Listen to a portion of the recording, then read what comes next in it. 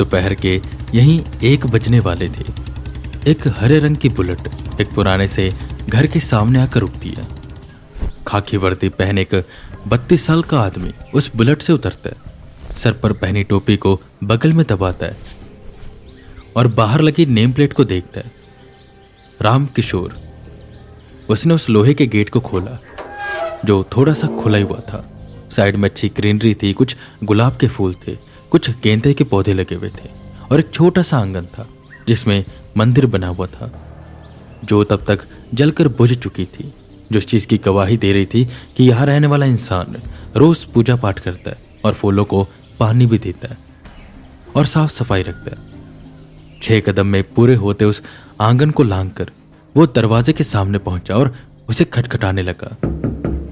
काफी देर खटखटाने के बाद अंदर से एक आहट हुई। किसी ने दरवाजा खोला। एक बूढ़ी औरत जिनके बाल पूरे सफेद हो चुके थे और आधी कमर से वो झुककर चल रही थी। चेहरे पर झुर्रियों के घेरे थे और कमजोर आंखें थी जिस पर चश्मा लगा हुआ था, और उन्हीं चश्मों को सेट करते हुए उन्होंने सामने खड़े उस खाकी वर्दी पहने शख्स को देखा और कहा, कौन हो और किससे काम है? जिस पर शख्स अपनी पहचान साझी करता है। जी, मेरा नाम अंगद है, सीनियर इंस्पेक्टर अंगद राठौड़। मैं यूपी पुलिस से हूं और यहाँ एक केस के सिलसिले से आया हूं। ये सुन वो माँ जी बोली, यूपी से तुम सीधा यहाँ राजस्थान आए? ऐसा क्या केस है? बेटा यहाँ पर भी तो पुलिस होती है, ऐसा कौन सा खास केस आ गया कि तुम यूपी से यहाँ पर आए? जिस पर हंसते हुए इंस्पेक्टर कहता है, अरे नहीं माँ जी, दरअसल किसी और केस के सिलसिले में यहाँ पर आया हुआ था और इसी बीच एक और केस मेरे सामने आ गया। सब संयोग की बात है ना? माँ जी, तो संयोग की बात को हम साइड में करते हैं। अगर आप बुरा ना माने तो 2 मिनट हम अंदर बैठ के बात कर लें, उन्होंने कहा, जिस पर वो माँ जी उन्हें अंदर आने देती हैं। इंस्पेक्टर अंगद यूपी पुलिस से थे और एक खास केस के सिलसिले में राजस्थान आए हुए थे। जब उन्हें वेदा ने सारी बात बताई तो उन्हें लगा कि यह तो संयोग है, क्योंकि वो भी यहीं पर है और कमिश्नर से परमिशन लेकर वो इस केस को रीओपन करते हैं। 20 साल पहले भागे एक आदमी की तलाश फिर से शुरू की गई। अंदर इंस्पेक्टर अंगद आते ही यहाँ वहाँ के दृश्य को देखने लग जाते। घर अच्छे से सजा हुआ था, काफी साफ सफाई थी। माँ जी, आप अकेले रहती हैं या कोई आपके साथ रहता है? वैसे घर काफी अच्छा सजा हुआ है।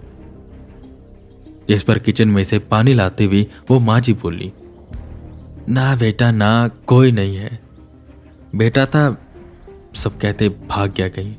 शादीशुदा था, बेबी थी, बेटी थी, माँ बाप थे, सबको छोड़कर किसी करमचले के साथ भाग गया। बेटी है, अब आती नहीं है। होती है, कभी कभी आ जाती है, हमेशा नहीं। अब मेरे पति थे, कुछ साल पहले उनका देहांत हो गया। अकेले सब कुछ देखती हूँ, क्या करूं? जब तक हाथ पैर चल रहे हैं, सांसें चल रही हैं, काम करती रहूंगी।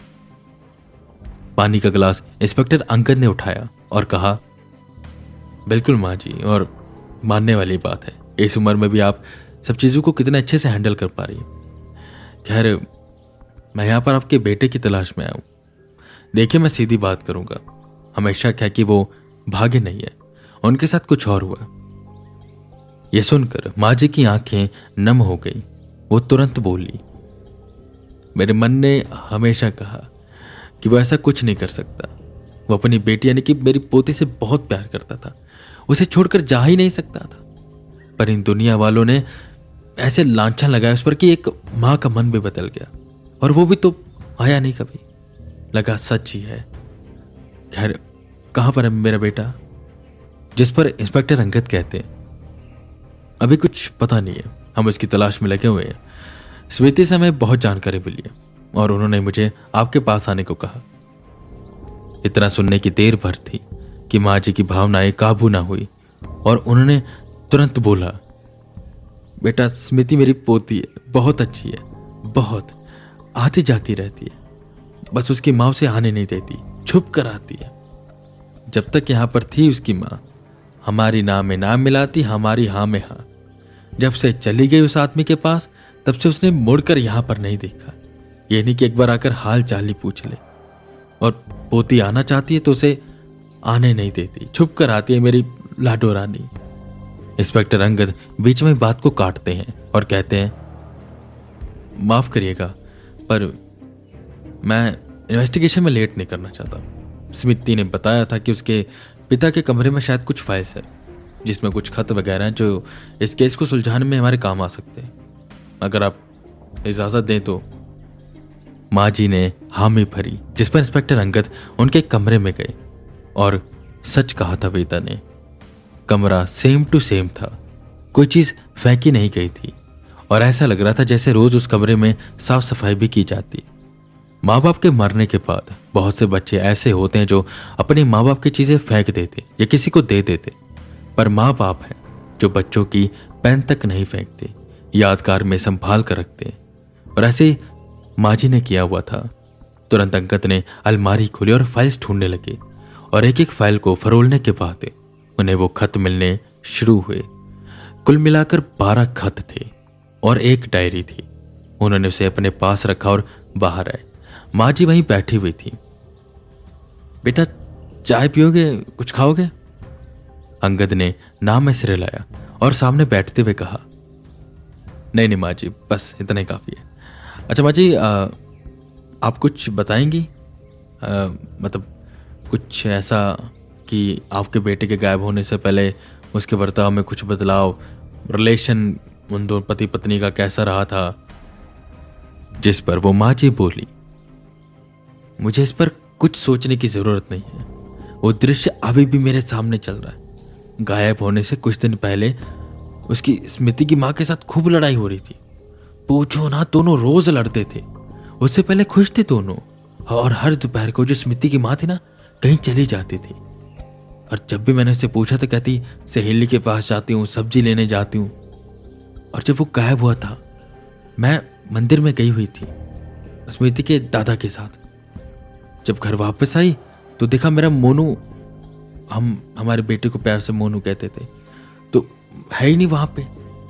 और हमने काफी देर इंतजार किया पर वो आया ही नहीं। फिर कंप्लेंट करी तो कहीं जाके एक स्मृति की माँ को खत मिला। उसमें लिखा हुआ था कि वो किसी और को पसंद करता है और उसके साथ भाग गया। अंगद की आंखें बड़ी हुई। उन्होंने कहा, माँ जी वो खत अभी भी आपके पास होगा? हाँ है, उसे मैं कैसे फेंकूंगी, संभाल कर रखा है मैंने उसे। माँ जी अपने ड्रॉर से वो लेकर आती हैं और अंगद को देती हैं। काफी सबूत अब तक इंस्पेक्टर अंगद के पास आ चुके थे और वो शाम को वेदा और बाकी सबके साथ मिलकर इस पर बात करने वाले थे। ये एविडेंस उनके साथ साझा करने वाले थे और अपने आगे की इन्वेस्टिगेशन को बढ़ाने वाले थे। इतना तो तय हो चुका था कि स्मृति के पिता को न्याय मिलने वाला था, भले ही देरी से, पर मिलने जरूर वाला था।